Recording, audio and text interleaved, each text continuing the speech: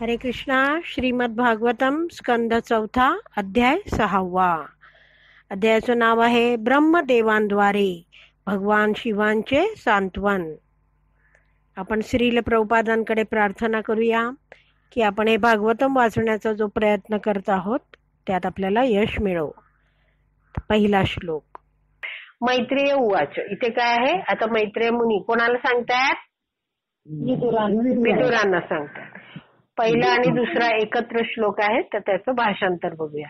भगवान शिवांच्या सैनिकांकडून पराभूत झालेले व त्रिशूळ, तलवार आदी त्यांच्याकडील शस्त्रांनी घायाळ झालेले यज्ञ सभेतील सर्व ऋत्विज म्हणजे ब्राह्मण, इतर सदस्य आणि देव अत्यंत भयक आक्रांत होऊन ब्रह्मदेवांकडे गेले. हे सगळे जखमी झालेले आहेत, पराभूत झालेले आहेत. ते सगळे ते ब्राह्मण, इतर सदस्य, देवता सगळे काय कुठे गेले? ब्रह्मदेवांकडे गेले. आणि गेल्याबरोबर काय केलं? ब्रह्मदेवांना सादर नमस्कार करून त्यांनी घडलेल्या घटनांचे सविस्तर वर्णन करून सांगण्यास प्रारंभ केला. तिसरा श्लोक. भाषांतर. भगवान ब्रह्मदेव आणि भगवान नारायण यांना दक्षाच्या यज्ञ मंडपात अशा घटना घडतीलच हे पूर्वीच ज्ञात होते. काय आहे त्यांना?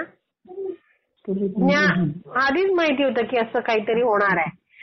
आणि हे सर्व आधीच जाणल्यामुळे ते यज्ञास गेले नव्हते. ब्रह्मदेवही गेले नव्हते आणि भगवान नारायण हेही त्या यज्ञाला उपस्थित नव्हते.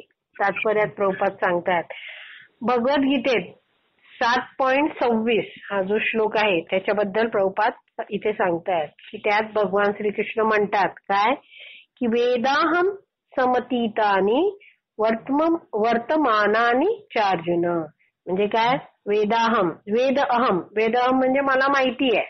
वेद म्हणजे जाणतो मी. काय? समतीतानी म्हणजे काय? भूतकाळ. समतीतानी म्हणजे भूतकाळात झालेलं. वर्तमानानी म्हणजे वर्तमानात काळ झालेलं. आणि काय आहे? भविष्यानी, भविष्य पण मी जाणतो. आणि काय जाणतो? भूतानी, भूतानी म्हणजे सगळं जीवांबद्दल पण मी सगळं काही जाणतो. असं हे सांगितलं. 7.26 हे श्लोक सांगतायत भगवद्गीतेतला प्रभुपाद. आणि म्हणतायत की भगवान श्रीकृष्ण, श्री विष्णू जे आहेत सर्वज्ञ आहेत आणि म्हणून दक्ष यज्ञात काय घडेल हे त्यांनी जाणले होते. याच कारणास्तव भगवान नारायण आणि ब्रह्मदेव हे दोघी दक्षाने केलेल्या श्रेष्ठ यज्ञास उपस्थित राहिलेले नव्हते. कारण त्यांनी आधीच जाणलं होतं हे सगळं काही होणार आहे. चौथ्या श्लोकाचं भाषांतर. ब्रह्मदेवानी जेव्हा यज्ञास उपस्थित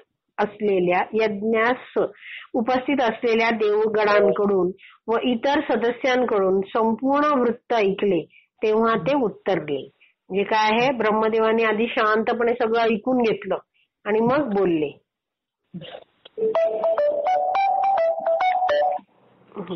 काय बोलले ब्रह्मदेव? एका श्रेष्ठ पुरुषाची जर तुम्ही निंदा केली व त्या योगे त्याच्या चरण कमलांचा अपराध केला तर यज्ञ आचरण करून तुम्हाला सुख प्राप्ती होऊ शकणार नाही. त्यामुळे तुमचे कधीच कल्याण होणार नाही. हे सगळं घडलं. याच्यासाठी ब्रह्मदेव काय म्हणतात? हे का घडलंय? कारण तिथे एका मोठ्या श्रेष्ठ पुरुषाची म्हणजे शिवजींची काय झालेली आहे? निंदा केलेली आहे. त्यांच्या चरणाप्रती अपराध केलेला आहे. मग कितीही तुम्ही यज्ञ केलं तरी तुम्हाला सुख मिळणार आहे का? नाही. तुमचं कधीच कल्याण होणार नाही की तुम्ही जर असं अपराध केलात तर. या तात्पर्यात अतिशय छान रीते प्रभुपाद समजवत आहेत की ब्रह्मदेवानी देवतांना सांगितले दक्षाला जरी सकाम यज्ञकर्मांच्या फळांचा उपभोग घ्यायचा होता तरी त्याला ते मुळीच शक्य नव्हते. का? कारण त्याने भगवान शिवांसारख्या महान पुरुषाचा अपराध केला होता. म्हणजे इथे दक्षचा नाश झाला हे सगळं सांगत आलेत. त्यामुळे इथे मेनली सांगितलेलं आहे ब्रह्मदेवाने काय की त्याला सकाम यज्ञ फळांचं यज्ञ कर्माचं फळ उपभोग घ्यायचा होता पण ते त्याला शक्यच नव्हतं. का? कारण त्याने एवढा मोठा अपराध केला होता. त्यामुळे इथे जो युद्ध त्याचा मृत्यू झाला हे चांगलंच झालं हे ब्रह्मदेव सांगतात. प्रभुपाद इथे पुढे म्हणतायत, दक्षाचा युद्धामध्ये मृत्यू झाला हे त्याच्यासाठी चांगलेच होते. कोणी म्हणेल की अरे असं काय लिहितात प्रभुपाद, तर का ते प्रभुपाद मस्त समजवतात पुढे. दक्षाचा युद्धामध्ये मृत्यू झाला आहे त्याच्यासाठी म्हणजे कोणासाठी, दक्षासाठी चांगलेच होते. का, कारण तो जर जगला असता तर त्याने महान पुरुषांच्या चरण कमलांचा पुन्हा पुन्हा अपराध केला असता आणि मग काय झालं असतं, जर आणखीन त्याचे पाप वाढली असते. बरोबर.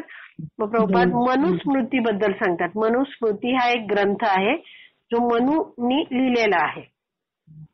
त्यात काय दिलेलं आहे, एखाद्याने जर हत्या केली तर त्यास देहदंडाची शिक्षा लाभदायक असते. कारण त्याचा शिरच्छेद करण्यात आला नाही तर तो अधिकाधिक हत्या करीत राहील आणि इतक्या हत्यांसाठी त्याला पुढील अनेक जन्मांमध्ये बंधनातच अडकून राहावे लागेल. म्हणून हत्या करणाऱ्या मनुष्यासाठीची राजाची शिक्षा योग्यच असते. घोर अपराध करणाऱ्यांची जर भगवत कृपेने हत्या करण्यात आली तर त्यांच्यासाठी ते चांगलेच असते. म्हणजे काय की एखाद्याने घोर अपराध केला आणि त्याची जर हत्या करण्यात आली कोणाकडून, म्हणजे आता न्यायाधीश सांगतोय की त्याला मारून टाका किंवा हे अशा घटना घडून जर तो मेला तर काय होतं, त्या व्यक्तीसाठी ज्यांनी जो हा घोर अपराधी आहे त्याच्यासाठी ते चांगलं असतं. दुसऱ्या शब्दात ब्रह्मदेवानी देवतांना सांगितले की दक्षाचा वध झाला हे दक्षासाठी हितकारकच होते. काही शंका आहे का 5व्या श्लोकाला जायचं? जाऊया. आता 5वा श्लोक भाषांतर. यज्ञातील फलभाग ग्रहण करण्यापासून भगवान शिवांना तुम्ही वंचित केलेले आहे आणि म्हणून तुम्ही सर्व त्यांच्या चरणकमलांचे म्हणजे शिवजींच्या चरणकमलांचे अपराधी आहात. काय झालं होतं, दक्ष रागावला, मला हे देत नाही शिवजी, तू माझ्यासाठी उभा राहिला नाही, मी आला यज्ञामध्ये मी आलो तर तू उभा राहिला नाहीस, म्हणून काय आला, आता मी शाप देतो की जे यज्ञ होतील त्याच्यात तुला फलभाग मिळणार नाही, असं ते दिलं होतं. तर हे सगळं ब्रह्माजी आता देवतांना सांगतात की सगळे देवता तिकडे सगळे ब्राह्मण उपस्थित होते आणि तुम्ही काय केलं होतं, तुम्ही पण त्यांना विरोध केला नव्हता कोणी दक्षाला, कारण दक्षाला सगळे घाबरत होते.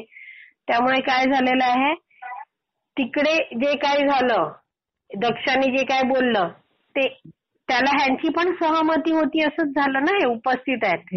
म्हणजे आता दक्ष मेलेला आहे पण ब्रह्माजी काय म्हणतायत की यज्ञातील फलभाग ग्रहण करण्यापासून भगवान शिवांना तुम्ही वंचित केलाय, कारण तुम्ही सगळे तिकडे होते ना आणि म्हणून तुम्ही काय आहात, भगवान शिवांच्या चरणकमलांचे तुम्ही अपराधी आहात.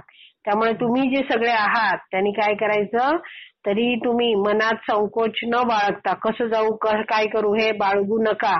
त्यांना म्हणजे कोण, शिवजींना शरण गेलात आणि त्यांच्या चरण कमलांवर नतमस्तक झालात, त्यांचे पाया पडलात तुम्ही, तर ते तुमच्यावर प्रसन्न होतील. शिवजींबद्दल ब्रह्माजींना पूर्णपणे खात्री आहे की शिवजी इतके दयाळू आहेत की तुम्ही एवढे अपराधी असले तरी तुम्ही जर जाऊन माफी मागितली तर शिवजी तुम्हाला माफ करतील आणि प्रसन्न होतील असं सांगितलं. तात्पर्यात प्रभुपाद सांगतात की भगवान शिवांना आशुतोष असे म्हणतात. आशु म्हणजे त्वरित, चटकन आणि तोष म्हणजे संतुष्ट होणे होय. देवतांनी भगवान शंकरांकडे जाऊन क्षमा याचना करावी असे त्यांना सांगण्यात आले आणि भगवान शंकर सहजच प्रसन्न होणारे असल्याने त्यांचा हेतू साध्य होणार हे निश्चित होते. म्हणजे काय, भगवान आशुतोष आहेत, भगवान शिव आशुतोष आहेत, त्यामुळे काय हे ह्यांनी माफी मागितली तर शिवजी लगेच प्रसन्न होते. ठीक आहे. पुढे ब्रह्मदेवांना भगवान शिवांचे मन चांगले ज्ञात होते म्हणजे माहित होते आणि त्यांना पूर्ण निश्चिती होती की शिवांच्या चरणकमलांचा अपराध करणारे देव जर शिवांकडे गेले आणि निसंकोचपणे त्यांची शरणागती स्वीकारली तर देव आपल्या अपराधापासून मुक्त होतील. तर काय आहे, ब्रह्माजी काय म्हणतात की शिवजींकडे जाऊन माफी मागा, तेव्हा काय होणार, हे देवलोक तुम्ही पण काय व्हाल, देवतांनो तुम्ही तुमच्या अपराधांपासून मुक्त होऊ शकाल. बरोबर आहे. तर 6वा श्लोक. काही शंका आहे का पुढे जायचं? जाऊया. अच्छा, 6वा श्लोकाचं भाषांतर.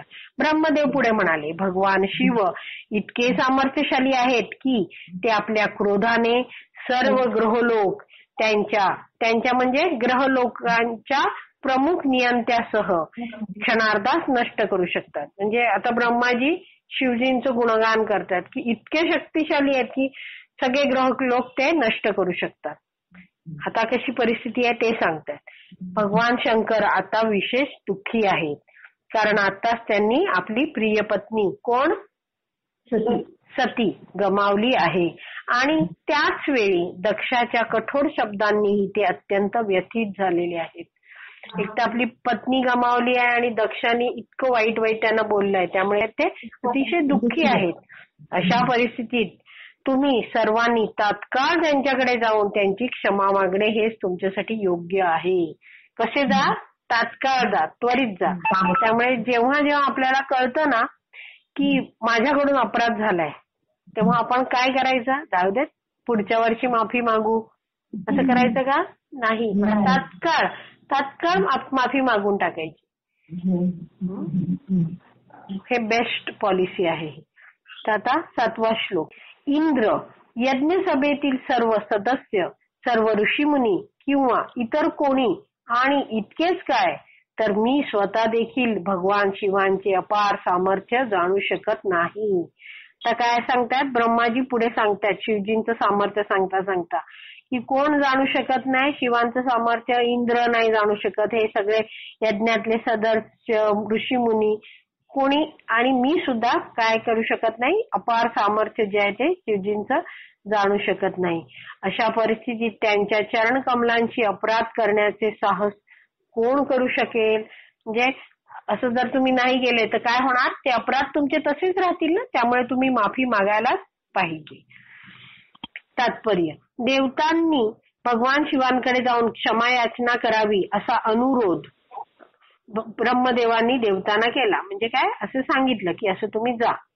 आणि आता ते भगवान शिवांपुढे सर्व घटना कशा मांडाव्यात आणि त्यांना कसे प्रसन्न करावे हे सुचवित आहे.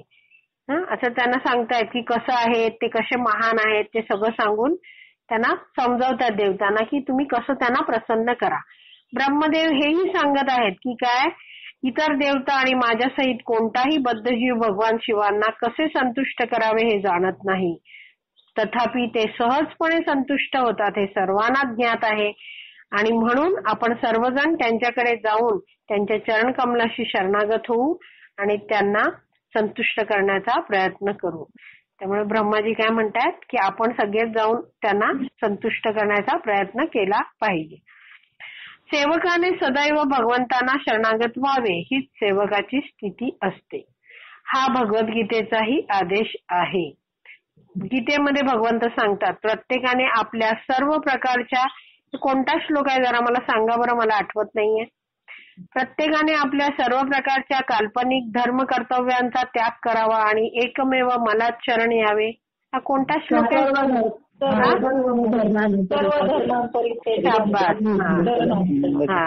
तर सर्व प्रकारची जी धर्म कर्तव्य आहेत ती काय आहेत? ती काल्पनिक आहेत, ती सगळी या जीवनात राहणारी आहेत.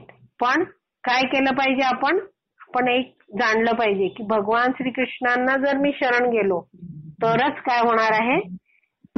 मी पापातून मुक्त होणार. हेच आहे. तर इथे म्हणून सांगितलेलं आहे की सेवकांनी काय व्हायला पाहिजे? सेवक म्हणजे आपण भगवंतांना शरणागत व्हायला पाहिजे. ही सेवकाची स्थिती आहे हे प्रभुपाद सांगतात इथे. त्याचप्रमाणे या ठिकाणी ब्रह्मदेव सुचवतात की देवतांनी भगवान शिवांकडे जाऊन त्यांच्या चरण कमलांचा आश्रय घ्यावा, कारण ते अत्यंत दयाळू आणि सहज प्रसन्न होणारे असल्याने देवतांची शरणागतीची कृती निश्चितच प्रभावी ठरेल. जे काय आहे, चटकन ते देवता शरणागती मागतील तर शिवजी त्यांना लगेच माफ करतील. हे बरेचसे जे आता श्लोक आहेत पुढे त्यांना तात्पर्य दिलेलं नाहीये, ते वर्णन आहे फक्त.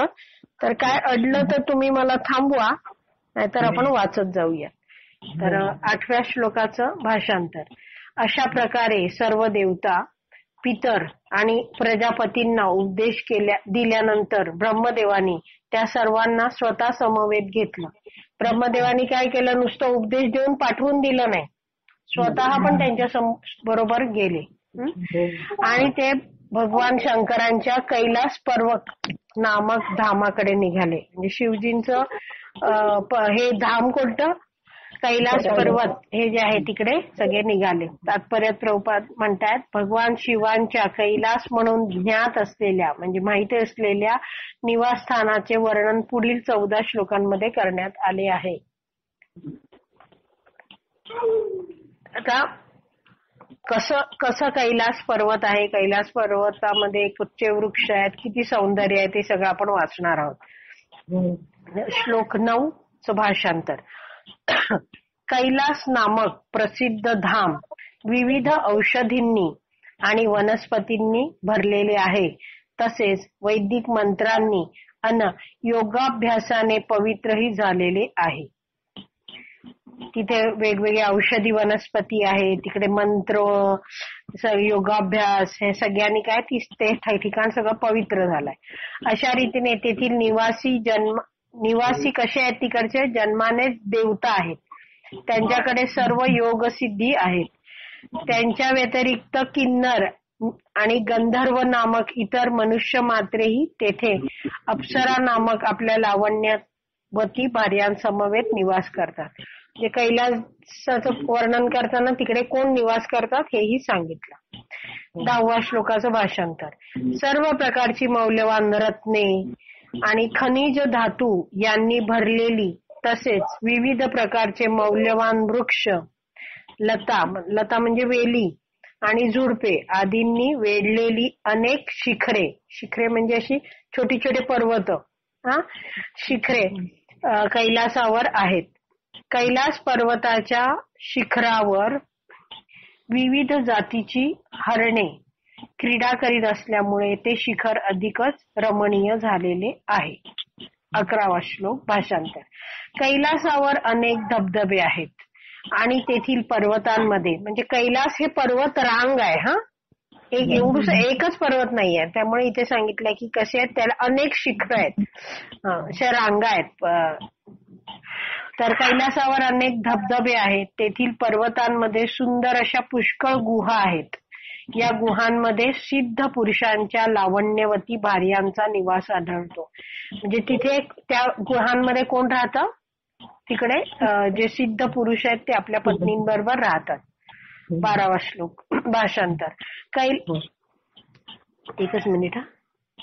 कैलास पर्वतावर नेहमी मोरांचा मधुर केकारव किंवा मोराचे, आता जसं आपण म्हणतो की कुत्रा भुंकतो असं म्हणतात ना, की तसं मोर ओरडतो त्याला केकारव म्हणतात. आणि उन्मत्त भ्रमरांचा गुंजारव असतो. भ्रमर म्हणजे भुंगा असे करत असतात तसे. तेथे कोकिळा सतत गायन करीत असतात आणि इतर पक्षी एकमेकांमध्ये कुजबुज करीत असतात. आता श्लोक 13 भाषांतर. सरळ रेषेत वाढणाऱ्या शाखा असणारे अनेक उंच उंच वृक्ष तेथे असून, म्हणजे कसे आहेत, सरळ सोट वाढणारे असे वृक्ष आहेत तिकडे. आणि त्यांनी ते म्हणजे ते वृक्ष आपल्या शाखांनी सुंदर पक्ष्यांना साथ घालीत आहे असे वाटते. म्हणजे कसे आहेत, त्याच्या वृक्षांच्या शाखा आहेत, शाखा म्हणजे फांद्या, त्या अशा हलतात आणि कसं वाटतं की सुंदर पक्ष्यांना जणू काही ते बोलवीत आहेत असं वाटतं. हत्तींचे कळप पर्वत शिखरांमधून मार्गक्रमण करीत आहेत, म्हणजे तिथे खूप सारे हत्ती पण राहतात.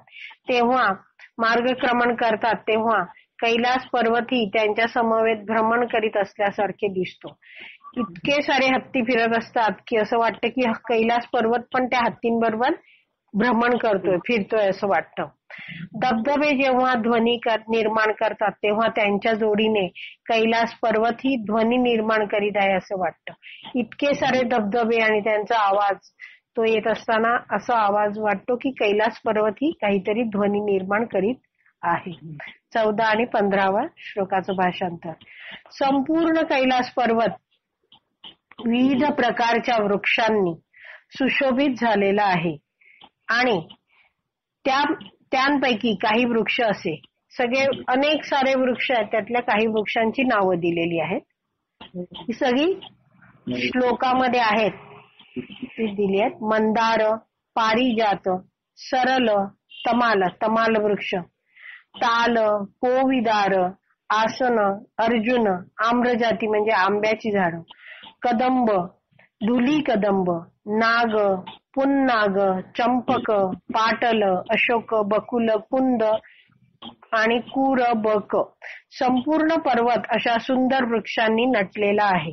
आणि हे सर्व वृक्ष सुगंधी फुले निर्माण करतात. अतिशय ही वृक्ष तर आहेतच, या वृक्षांनी अख्खा पर्वत नटलाय आणि सगळे वृक्ष अतिशय सुगंधित फुलेही निर्माण करतात. तिकडचं वातावरण किती सुगंधी असेल हे आपण विचार करू शकतो. 16व्याचं भाषांतर. सुवर्ण वर्णाची कमळे, दालचिनी, मालती, कुब्ज, मल्लिका आणि माधवी अशी पर्वत शोभायमान करणारी इतरही अनेक झाडे तेथे आहेत. सुवर्ण वर्णाची कमळे म्हणजे अतिशय सुंदर अशी कमळ तर आहेत आणि बाकी काय आहेत, अनेक वेगवेगळी झाडं सुद्धा आहेत, ज्यांनी हा जो पर्वत आहे त्याची शोभा आणखीन वाढते आहे. 17व्याचं भाषांतर. आणखीन वृक्षांची नावं दिली आहेत. कत, जुलर, फणस, औदुंबर, वटवृक्ष, प्लक्ष, न्यग्रोध आणि हिंग देणारे वृक्ष इत्यादी वृक्षांनी कैलास पर्वत सुशोभित झालेला आहे. तसेच येथे सुपारी, भुर्जपत्र म्हणजे बघा पूर्वीच्या काळात ऋषीमुनी काही लिहून ठेवायचे ना, सगळं असे मोठे मोठे झाडांच्या पानांवर लेखन करायचे, ते झाड म्हणजे भुर्जपत्र. राजपुग, जांभळी आणि तत्सम इतरही अनेक वृक्ष आहेत. 18वा श्लोक भाषांतर. तेथे आम्र वृक्ष, पियाल, मधुक आणि इंगुद असे इतर वृक्षही आहेत. या व्यतिरिक्त कैलास पर्वताची शोभा वाढविण्यासाठी पोकळ बांबू, किचक, भरीव बांबू आणि बांबूच्या इतर प्रजाती असे अनेक वृक्षही तेथे आहेत. 19 श्लोक 19 आणि 20वा श्लोक भाषांतर. कैलास पर्वतावर कुमुद, उत्पल आणि शतपत्र यांसारखी विविध प्रकारची कमळे आढळतात. तेथील वन एका सुशोभित उद्यानाप्रमाणे भासते. उद्यान म्हणजे इतकं सुंदर, अगदी म्हणतात ना असं बगीचा असतो ना, तशाप्रमाणे सगळं भासतं अख्खं पर्वतच, तिकडचं वन. का? कारण की तिकडे इतकी सुंदर सुंदर वृक्ष आहेत, त्यांना सुंदर फुलं आहेत, नंतर इतकी सुंदर कमळ आहेत. तर पुढे आणि लहान सरोवरे, छोटी छोटी सरोवरे आहेत. आता लहान सरोवरला संस्कृत मध्ये नलिनी म्हणतात. नलिनीचा अर्थ आहे छोटी छोटे सरोवर. तर लहान सरोवरे मधुर कूजन करणाऱ्या अनेक प्रकारच्या पक्ष्यांनी नटलेली आहेत. ते वन आहे आणि तिकडचं सरोवर छोटी छोटी आहेत. ती सगळी कशांनी नटलेली आहेत? सुंदर सुंदर गाणाऱ्या पक्ष्यांनी नटलेली आहेत. तेथे हरिण, वानर, डुक्कर, सिंह, वृक्ष, शल्यक, रानगाय, शरभ, वाघ, काळवीट, म्हैस आणि तत्सम म्हणजे त्यांसारखेच इतर विभिन्न प्रकारचे प्राणी आढळतात आणि ते सर्व आपल्या जीवनाचा पुरेपूर आनंद उपभोगण्यात मग्न आहेत. तर हे प्राण्यांना भरपूर काय आहे, तिकडे इतकी झाडं आहेत, इतकी फळं आहेत, सगळं आहे, त्यामुळे काय आहे त्यांना सर्व प्रकारचे आनंद तिकडे मिळत आहेत. 21चं भाषांतर. तेथे कर्णांत्र, एकपद, आश्वास्य, वृक आणि कस्तुरी मृग यांसारख्या हरणांच्या अनेक जाती आहेत. हरिणांव्यतिरिक्त तेथे अनेक प्रकारची केळीची झाडे आहेत. केळीच्या झाडाला संस्कृतमध्ये कदली म्हणतात, कदली.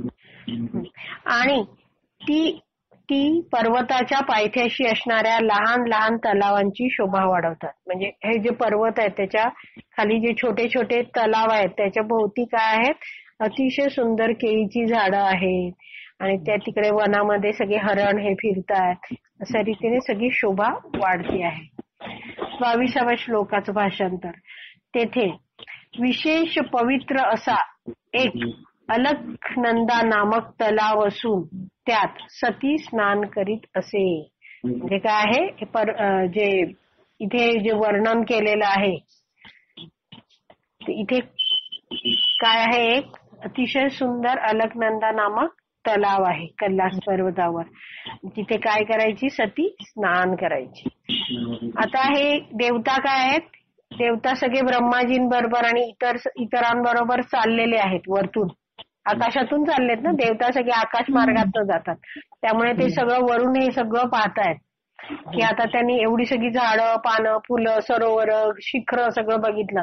आता त्यांना काय दिसतंय, अलकनंदा तलाव दिसला जिथे सती पूर्वी स्नान करायची. मग हे सर्व देवतांनी आणखीन काय पाहिलं, सर्व देवतांनी जेव्हा कैलास पर्वताचे अनुपम सौंदर्य पाहिले, अनुपम म्हणजे अतिशय सुंदर असं सौंदर्य पाहिलं, तेव्हा तेथे आढळणारे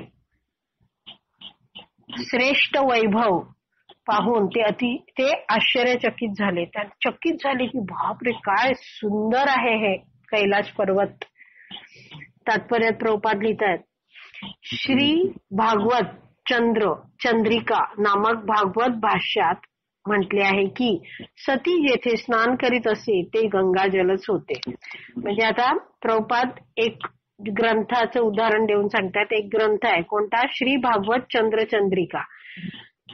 त्याच्यात काय लिहिलेलं आहे की सती जिथे स्नान करायची, जे आपण अलकनंदा नामक तलाव बघितला, तो कशाने बनलेला आहे, गंगाजलाने, गंगेच्या पाण्याने बनलेला आहे. म्हणजे ते काय, गंगाजल आहे. दुसऱ्या शब्दात गंगा नदी कैलास पर्वतातून वाहते. गंगा कुठून वाहते, कैलास पर्वतातून वाहते असे विधान निशंकपणे स्वीकारता येते, कारण गंगाजल भगवान शंकरांच्या जटांमधूनही वाहते. गंगा नदी भगवान शिवांच्या मस्तकाचा आश्रय घेऊन नंतरच विश्वामध्ये इतरत्र वाहत असल्यामुळे ते सहज शक्य आहे की सती स्नान करीत असलेले उत्तम सुगंधाने युक्त असलेले जल हे गंगाजलच होते. त्यामुळे सती स्नान करायची. त्या अलकनंदा तलावात जे जल होतं, जे पाणी होतं ते कसलं होतं, गंगेचं पाणी होतं. 23वा श्लोक भाषांतर. अशा प्रकारे देवतांनी अलका नामक आश्चर्यचकित करणारा रमणीय प्रदेश पाहिला. कसा प्रदेश होता, सगळा आश्चर्यचकित करणारा होता, इतका जबरदस्त सुंदर होता तो. हा प्रदेश सौगंधिक म्हणजेच काय, सुगंधाने भरलेला नावाच्या वनात होता. हा प्रदेश कुठच्या वनात होता, सौगंधिक. हे वन सौगंधिक म्हणून ओळखले जात होते कारण तेथे विपुल प्रमाणात कमळे होती. तात्पर्य, कधी कधी अलका नामक प्रदेश अलकापुरी म्हणूनही ओळखला जातो आणि हेच नाव कुबेराच्या धामाचेही आहे.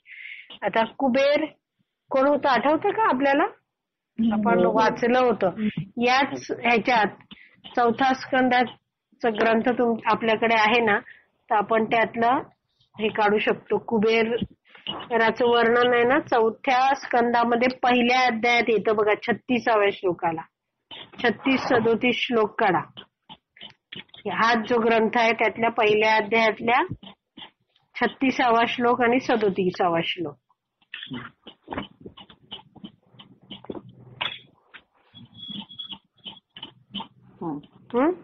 तर आता आपण आठवून बघू. आपण जेव्हा 3ऱ्या स्कंदाचा 12वा अध्याय वाचत होतो तेव्हा आपण बघितलं की ब्रह्माजींनी 10 ऋषीपुत्रांना जन्म जेव्हा दिला, त्यांना प्रकट केलं, निर्माण केलं, तेव्हा 10वे होते नारद मुनी आणि बाकीचे 9 ऋषी होते. आठवतं सगळ्यांना, आपण बघितलं होतं त्या ऋषी मरीची, अत्री, अंगिरा, पुलत्स्य, पुलह, क्रतू, भृगु, वसिष्ठ, दक्ष हे सगळे त्यांची नावं आहेत. तर त्यामध्ये चौथे जे ऋषी होते ते होते पुलत्स्य. तर आता 36वा श्लोक बघितला तर त्यांचंच दिलंय. पुलत्स्य मुनींनी आपली पत्नी हवीरभू हिच्यापासून अगस्त्य नामक पुत्रास जन्म दिला. हाच पुत्र पुढे दहाग्नी झाला. या पुत्रा व्यतिरिक्त त्यांनी म्हणजे कोण पुलत्स्य मुनींनी विश्रवा नामक आणखीन एका संत वृत्तीच्या अतिसामर्थ्यवान संपन्न पुत्रा जन्म दिला. म्हणजे ब्रह्माजींचा मुलगा कोण? पुलत्स्य मुनी. एवढं लक्षात आलं?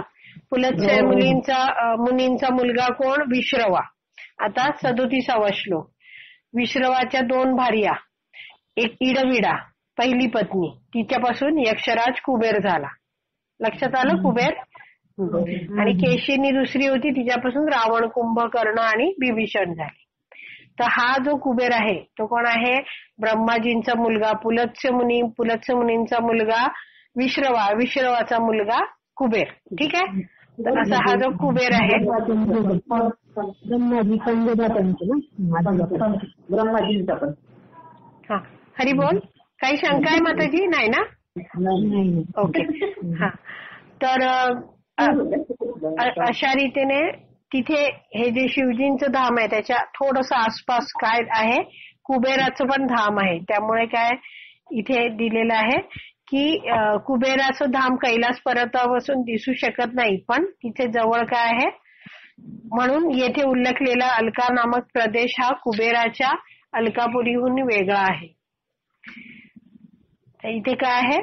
अलकापुरी जी आहे कुबेराच्या धामाचंही, कुबेर राहतो त्या ठिकाणाचं नाव काय? अलकापुरी. आणि इथे याला अलका नामक हे दिलेलं आहे. तर ती वेगळी आहे एवढं सांगितलेलं आहे. पुढे वाचूया. वीर राघव आचार्य यांच्या मतानुसार अलका शब्दाचा अर्थ काय आहे? असाधारण सौंदर्य असा आहे. म्हणजे ही देवता जेव्हा बघत होता तेव्हा त्यांना हे जे हा इतका रमणीय प्रदेश दिसला तो कसा आहे? अलका या शब्दाचा अर्थ असाधारण सौंदर्य असलेला प्रदेश देवतांनी पाहिला. अलका प्रदेशामध्ये देवतांनी संपूर्ण वातावरणात विशेष सुगंध वितरित करणारे सौगंधिक नावाचे कमळ पाहिले. पुढे 24वा श्लोक भाषांतर. त्यांनी नंदा आणि अलकनंदा नावाच्या 2 नद्याही पाहिल्या. काय पाहिलं? आणखीन खूप सुंदर नद्या होत्या तिकडे, एक नंदा आणि एक अलकनंदा. या दोन्ही नद्या पुरुषोत्तम भगवंतांच्या म्हणजे भगवान श्रीकृष्णांच्या चरण कमलांच्या धुळीने अतीव पावन झाल्या होत्या. ह्या ज्या नद्या होत्या त्यांना काय लागलं होतं? भगवंतांच्या चरण कमलाची धुळी लागली होती. त्यामुळे ते अतिशय पवित्र होत्या, पावन झाल्या होत्या. 25वा श्लोक भाषांतर. हे विदुर. कोण बोलतंय? हे मैत्रेय मुनी म्हणतायत. हे विदुर स्वर्गीय ललना म्हणजे स्वर्गातल्या स्त्रिया आपल्या पतींसह स्वतःच्या विमानातून त्या नद्यांवर येतात. त्या नद्यांवर म्हणजे या नंदा आणि अलकनंदा नद्यांवर येतात. आता कसं आहे, हे स्वर्गीय जे आहेत ते काय करतात? तिकडे त्या नद्यांवर येऊन आनंद उपभोगण्याचा प्रयत्न करतात. त्याच्याबद्दल सांगितलेलं आहे. तर या स्वर्गीयांना आपल्या पतीसह स्वतःच्या विमानातून त्या नद्यांवर येतात आणि काम उपभोगानंतर पाण्यामध्ये प्रवेश करतात. नंतर नदीमध्ये जलक्रीडा करतात आणि त्या आपापल्या पतींवर पाण्याचे तुषार उडवण्याचा आनंद घेतात. पाणी उडवतात एकमेकांवर. तात्पर्यात प्रभुपाद म्हणतात, अगदी स्वर्ग लोकांतील स्त्रिया देखील लैंगिक सुख उपभोगाच्या विचाराने प्रदूषित होतात. म्हणजे असे विचार म्हणजे काय सांगितलेलं आहे? प्रदूषित होणं. आणि म्हणूनच त्या आपल्या विमानातून येऊन नंदा व अलकनंदा या नद्यांमध्ये स्नान करतात. हे या श्लोकावरून समजून येतं. नंदा आणि अलकनंदा या दोन्ही नद्या पुरुषोत्तम भगवान श्रीकृष्णांच्या चरणकमलांच्या धुळीने अतिशय पावन होतात. हे महत्वपूर्ण आहे. म्हणजे कशा आहेत या नद्या? अतिशय पावन झालेल्या आहेत आणि त्यात या स्त्रिया येऊन स्नान करतात. दुसऱ्या शब्दात ज्याप्रमाणे गंगा नदीचा उगम पुरुषोत्तम भगवान नारायणांच्या चरण अंगुष्ठापासून झालेला असल्याने ती पवित्र आहे. त्याचप्रमाणे पापी किंवा इतर कोणतीही वस्तू जेव्हा भगवंतांच्या भक्तिमय सेवेच्या संपर्कात येते तेव्हा ती पावन होते आणि दिव्यत्वही प्राप्त करते. आता प्रभुपाद काय वर्णन करतात, गंगेचं शुद्धत्व सांगतात की गंगा नदीला काय मानलं जातं, ती भगवान श्रीकृष्णांच्या चरणांचं स्नान करत करत आली आहे. त्यामुळे चरणामृत म्हणतात ना, तशी आहे ती. हा, तसंच काय भगवंतांची भक्तिमय जेव्हा सेवा केली जाते, भक्तिमय सेवा म्हणजे इंग्रजीत जर तुम्ही हे वाचलं तर येतं डिव्होशनल सर्व्हिस. म्हणजे भक्ती म्हणजे भक्तीचा अर्थ सामान्य लोक म्हणतात डिव्होशन, पण प्रभुपाद नेहमी म्हणतात डिव्होशनल सर्व्हिस. भक्ती म्हणजे नुसती भक्ती नाही, भक्तीमध्ये काय येते, सेवा भगवंतांची, भगवंतांच्या भक्तांची येतेच. म्हणजे भक्ती हे एक असं आहे की त्याच्यात सेवा असणारच, त्याशिवाय भक्ती असूच शकत नाही. ठीक आहे. तर म्हणून त्यांनी सांगितलंय की भगवंतांच्या भक्तिमय सेवेच्या संपर्कामध्ये कोण येतं, पापी कोणी माणूस येतो किंवा पापी म्हणजे एखादी प्रदूषित वस्तू येते, तेव्हा काय होतं, ती पावन होते आणि दिव्यत्वही प्राप्त करते. कोणतीही वस्तू भगवंतांच्या सेवेत लावली की काय होतं, तिचं शुद्धीकरण होतं. जसं आता प्रभुपाद नेहमी उदाहरण द्यायचे की प्रभुपाद जेव्हा लेक्चर द्यायचे तेव्हा समोर माईक असायचा त्यांच्या. हा, तर प्रभुपाद म्हणायचे हा माईक खराब काही बोलण्यासाठीही वापरू शकतो, पण मी कशासाठी वापरतोय, हरे कृष्ण महामंत्र किंवा हरिनामाचं महात्म्य सांगण्यासाठी. त्यामुळे हा माईक काय आहे, हे शुद्ध केला जातो. समजलं. म्हणजे जे काही आपण भगवंतांच्या सेवेत लावू ते शुद्ध होतं. भगवंतांच्या चरणकमलांच्या संपर्कातील कोणतीही गोष्ट सांसारिक प्रदूषणापासून तात्काळ मुक्त होते. कोणतीही गोष्ट आपण भगवंतांच्या चरणकमलांच्या संपर्कात आणली, म्हणजे चरणकमलांच्या संपर्कात म्हणजे काय, भगवंतांची जोडली आपण ती, तर काय होतं, त्यातलं जे सांसारिक प्रदूषण आहे, जे भौतिक प्रदूषण आहे ते काय होत जातं, नष्ट होतं त्यातलं. या तत्वावर भक्तिमय सेवेचे सर्व नियम आधारित आहेत. भक्तिमय सेवा जी आपण करतो ह्याच्यावरच आधारित आहे. आपण जे काय करतो ते काय करतो, भगवंतांना केंद्रस्थानी ठेवून करतो. हा, आपण काय करतो, सगळं भगवंतांना अर्पण करतो. त्यामुळे काय होतात, सांसारिक प्रदूषणापासून ते सगळं मुक्त होतं.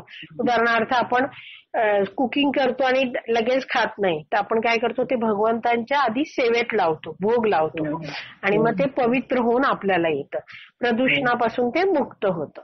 ठीक आहे. पुढचा पॅरेग्राफ. काही शंका आहे का पुढे जायचा? स्वर्ग लोकातील ललना म्हणजे स्त्रिया लैंगिक जीवनाच्या विचारांनी प्रदूषित होऊन पवित्र नद्यांमध्ये स्नान करण्यासाठी येतात आणि आपल्या पतींवर पाण्याचे तुषार उडवण्याचा आनंद घेतात. या संदर्भात 2 शब्द अत्यंत महत्वपूर्ण आहेत. हा 25वा श्लोक बघितला तर त्याचा शेवटचा शब्द आहे रतिकर्षिता. रतिकर्षिता म्हणजे त्या स्वरांगना, म्हणजेच काय, स्वर्गातल्या स्त्रिया काम उपभोगानंतर खिन्न होतात. जरी एक शारीरिक आवश्यकता म्हणून त्यांनी रती सुखाचा स्वीकार केला, इंद्रिय तृप्तीचा स्वीकार केला, तरी नंतर त्या सुखी होत नाहीत, कारण हे सुख आहे ते भौतिक आहे, हे सांगायचं आहे त्यांना. या श्लोकातील आणखीन एक महत्वाची गोष्ट अशी, तुम्ही जर 24वा श्लोक बघितला, 24व्या श्लोकाची दुसरी ओळीची सुरुवात आहे ती काय आहे, तीर्थपाद पदांभोज असं लिहिलेलं आहे. तर काय आहे, येथे पुरुषोत्तम भगवान श्री गोविंदांचा उल्लेख तीर्थपाद असा केला आहे. पण वाचलं ना, नंदा आणि अलकनंदा या नद्या पुरुषोत्तम भगवान श्रीकृष्णांच्या चरणकमलांच्या धुळीने पवित्र झाल्या आहेत. तर भगवंतांचं नाव इथे काय म्हणून घेतलेलं आहे, तीर्थपाद. तीर्थ या शब्दाचा अर्थ काय आहे, पवित्र स्थळ. पाद म्हणजे भगवंतांचं चरणकमल. लोक स्वतःला सर्व पापकर्मांतून मुक्त करण्यासाठी एखाद्या पवित्र स्थळी जातात. बघा, तीर्थस्थळी जातात ना ते. दुसऱ्या शब्दात सांगायचे तर परम भगवान श्रीकृष्णांच्या चरणकमलांना शरण गेलेले लोक आपोआपच शुद्ध व पवित्र होतात. म्हणजेच काय, भगवंतांना जे शरण जातात, भगवंतांच्या चरण कमलांना जे शरण जातात ते काय होतात, आपोआपच.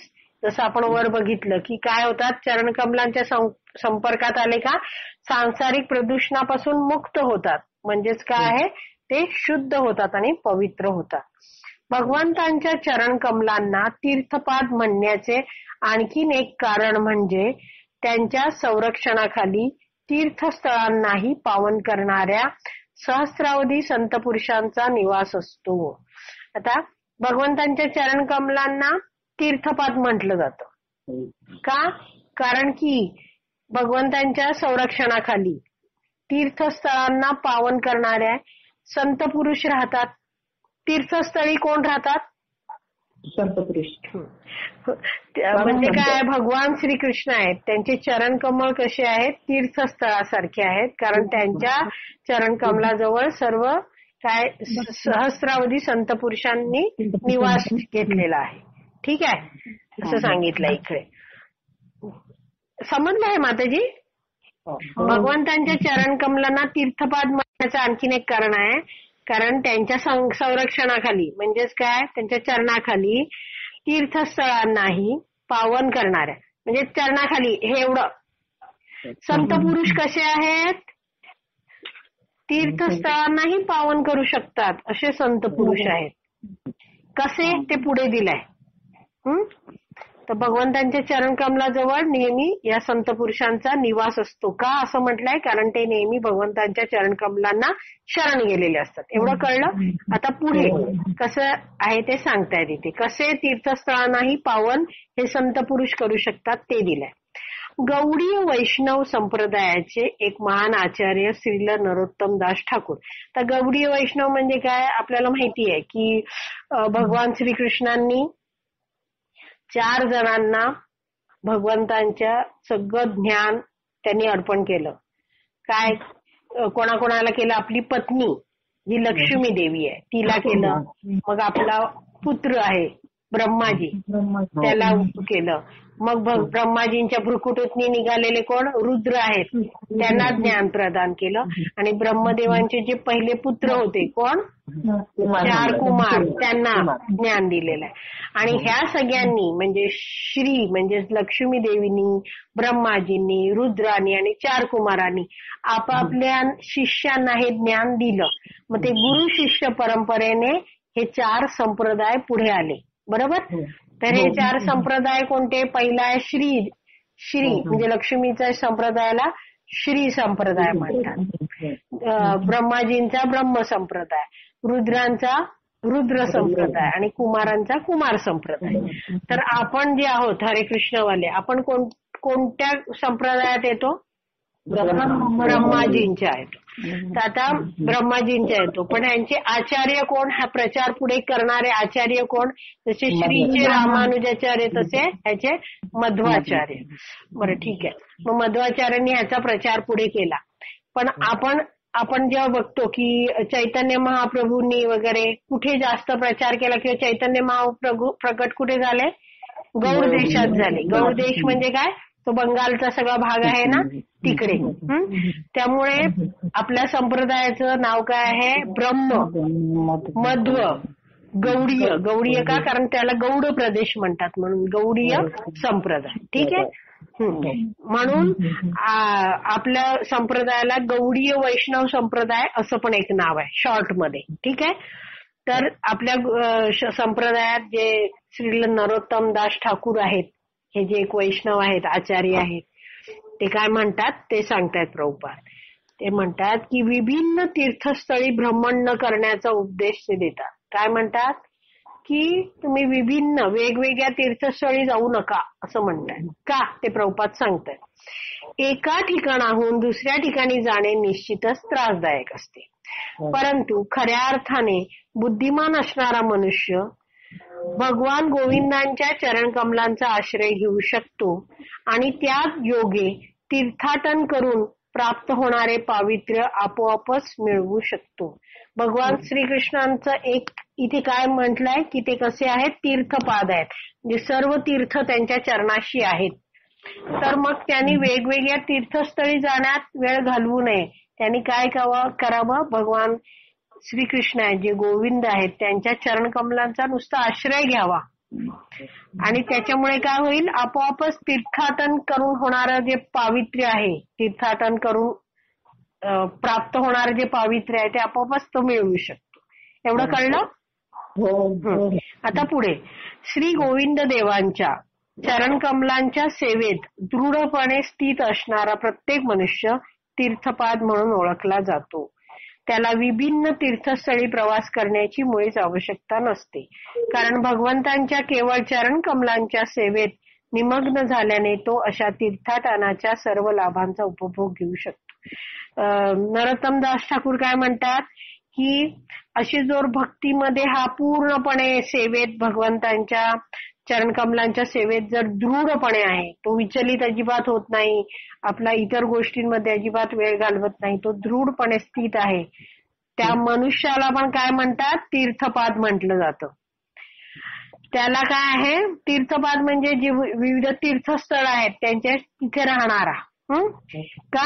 कारण की त्याला विभिन्न तीर्थस्थळी प्रवास करण्याची मुळीच गरज नाही, कारण त्याने काय केलंय, भगवंतांच्या चरणकमलांचा सेवा केल्यामुळे निमग्न म्हणजे सतत तो सेवा करत असल्यामुळे काय झालंय, सगळी तीर्थ भगवंतांच्या चरणाशी असतात. भगवंतांचे चरणकमलच सर्वश्रेष्ठ आश्रयस्थान असल्यामुळे त्याला आपोआपच तीर्थाटनाचा सर्व लाभ उपभोगू तो शकतो. ठीक आहे. भगवंतांच्या चरणकमलांवर अटळ निष्ठा असणारा असा शुद्ध भक्त जगाच्या कोणत्याही भागात तीर्थस्थळ निर्माण करू शकतो. काय वाक्य आहे, भगवंतांच्या चरणकमलांवर अटळ निष्ठा असणारा असा शुद्ध भक्त जगाच्या कोणत्याही भागात तीर्थस्थळ निर्माण करू शकतो. उदाहरण द्या. कोण? शाबास. प्रभुपाद इतकी त्यांची भगवंतांच्या चरणकमलावर अटळ निष्ठा होती की ते जगभर फिरले आणि जगभर 108 मंदिरांची त्यांनी स्थापना केली. आणि पुढे दिलेलं आहे काय की आणि इतकेच नव्हे तर तो ज्या ठिकाणी राहण्याचा निर्णय घेतो ते ठिकाणही तो तीर्थस्थळांमध्ये रूपांतरित करू शकतो. इतकं तो पॉवरफुल असतो. त्यांचं मन जे असतं ते सतत भगवंतांच्या चरणकमलावर स्थित असतं. त्यांचं मनाने शरीराने सतत ते भगवंतांच्या सेवेत असतात. त्यामुळे काय असतं, ते कुठे राहतील तिकडे ते तीर्थस्थळ म्हणून रूपांतरित होतं. ठीक आहे. मग श्रीमद भागवतमच्या पहिल्या स्कंदाचा 13व्या अध्यायातल्या 10व्या श्लोकाबद्दल प्रभुपाद सांगतात की तीर्थी कुर्वंती तीर्थानी, म्हणजे काय, शुद्ध भक्ताच्या उपस्थितीने तीर्थस्थानही पवित्र होते.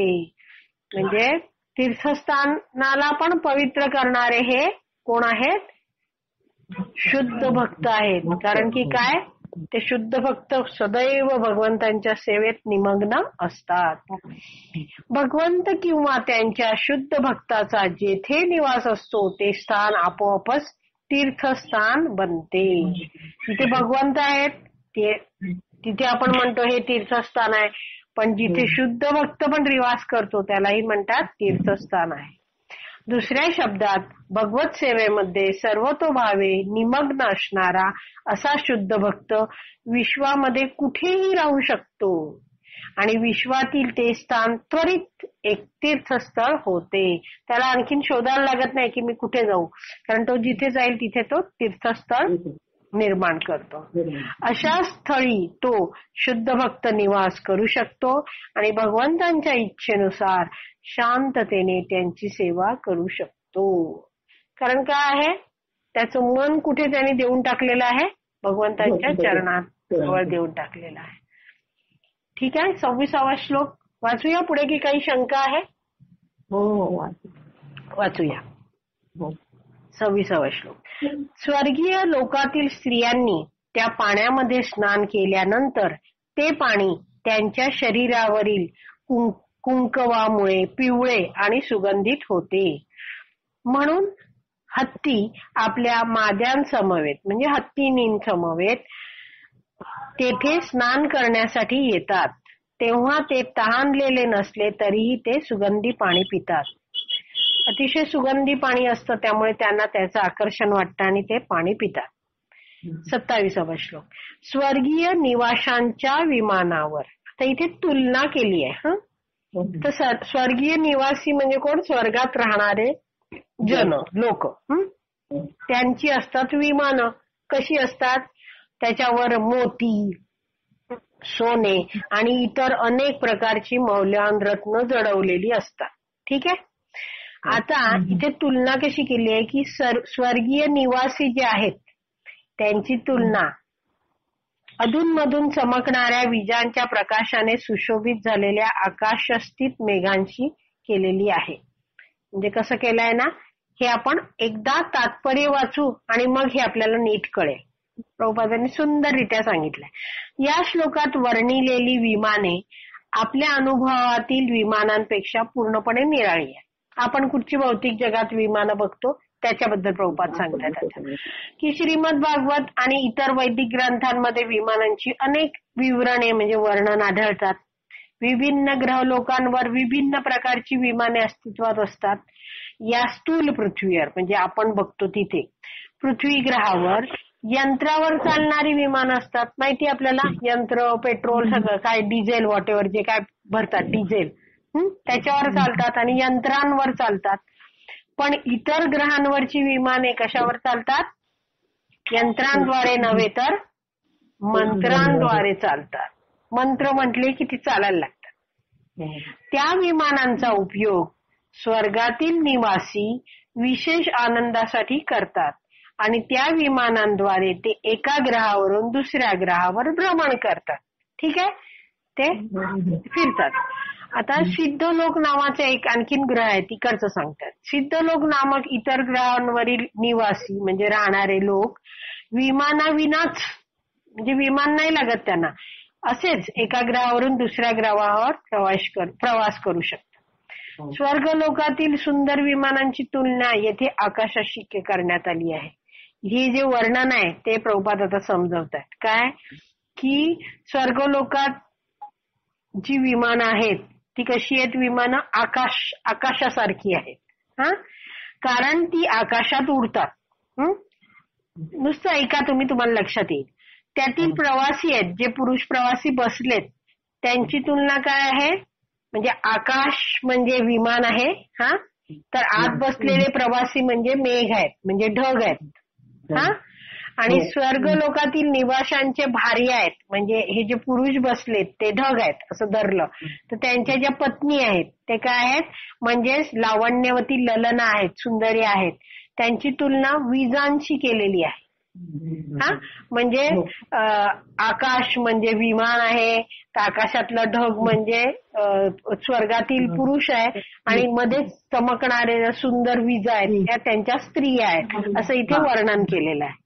ठीक आहे. सारांश असा की उच्चतर ग्रहलोकांमधून कैलासावर आलेली विमाने त्यातील प्रवाशांसह अतिशय सुंदर दिसत होती.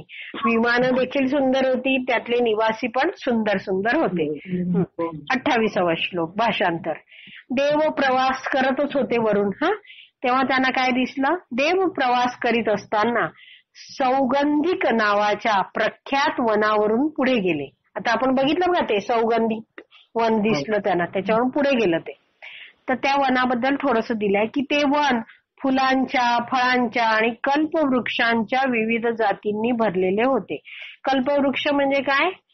जे त्याच्या खाली आपण उभं राहून, समजा चिकूचं झाड आहे, म्हणजे एक झाड आहे जो कल्पवृक्ष आहे आणि मी चिकू मागितला तर मला चिकू मिळणार. माझ्या बाजूला मोहन मोहिनी माताजी, त्याने आंबा मागितला तर तेच झाड आंबा देणार. समजलं? म्हणजे आपल्या इच्छा पूर्ण करणार. ठीक आहे, असं कल्पवृक्ष. अशा विविध जातींनी, अशा विविध झाडांनी भरलेलं होतं हे वन. त्या वनांवरून जाताना त्यांनी म्हणजे कोणी? या देवांनी यक्षेश्वर कुबेराचा प्रदेश पाहिला. यक्षेश्वर म्हणजे यक्षांचा ईश्वर कुबेर याचा प्रदेशही पाहिला. मध्ये पण आलं होतं बघा त्यांना, तशी ती कुबेराचं अलका नगरी वगैरे उल्लेख आला होता.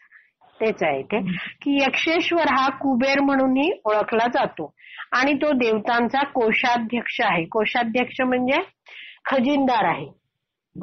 सगळं देवतांचा जी संपत्ती आहे त्याचा सांभाळ करणारा देवता म्हणजे कुबेर. वैदिक साहित्यामध्ये त्याचे वर्णन करताना असे म्हटले आहे. कोणतं म्हणजे कुबेर. तो अतिशय धनाढ्य आहे. उपरोक्त श्लोकावरून असे दिसते, म्हणजे हा जो श्लोक दिलाय त्याच्यावरून काय दिसतं की कैलास पर्वत हा कुबेराच्या निवासस्थानाजवळच स्थित आहे. येथे असेही म्हटले आहे की तेथील वनामध्ये पुष्कळ कल्पवृक्ष होते. आता कल्पवृक्षाबद्दल प्रभुपाद सांगतात. ब्रह्मसंहितेमध्ये आपल्याला आध्यात्मिक जगतामध्ये विशेषतः भगवान श्रीकृष्णांच्या कृष्ण लोकामध्ये आढळणाऱ्या कल्पवृक्षांविषयी माहिती मिळते. तर आपण जे ब्रह्मसंहिता वाचतो ना त्याच्यात सर्वात शेवटी दिलेलं आहे श्रीय कांता कांत परमपुरुष कल्पतरवो द्रुमा असं दिलेलं आहे सगळं. तर काय आहे हे जे तिकडचे वृक्ष कसे आहेत कल्पतरू सारखे आहेत. हे कुठचं वर्णन आहे भगवान श्रीकृष्णांचं कृष्ण लोकाचं वर्णन आहे.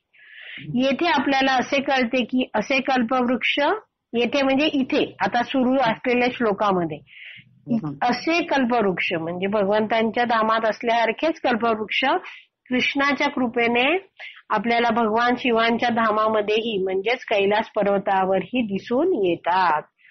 कोणाच्या कृपेने हे दिसून येत आहेत? कृष्ण कृपेने. आपलं काहीही झालं काहीही असलं आपल्याविषयी छान झालं किंवा आपल्याकडे काय आहे ते कशामुळे आहे? कृष्ण कृपेमुळे. आपल्या हातून जे काही घडतं चांगलं ते केवळ कृष्ण कृपेमुळे आहे. नेहमी लक्षात ठेवायचं की आपल्याला जी कार्य करायची शक्ती आहे सगळं आहे ते कृष्ण कृपेने मिळतं.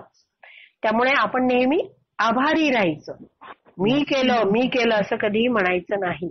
ठीक आहे. अशा रीतीने असे दिसते की कैलासाचे विशेष महत्व आहे. कैलास महत्वपूर्ण का दिलाय? कारण की इथे ते कृष्णांच्या धामात आहेत तसेच इथेही कल्पवृक्ष आहेत. कैलास पर्वत हा भगवान श्रीकृष्णांच्या धामाप्रमाणेच वैशिष्ट्यपूर्ण आहे. त्याची सुंदर विविधता कैलास पर्वतामध्ये पण आहे. तर आता आपण विराम देऊया. श्रीमद भागवतम की जय. श्रील प्रभुपाद की जय.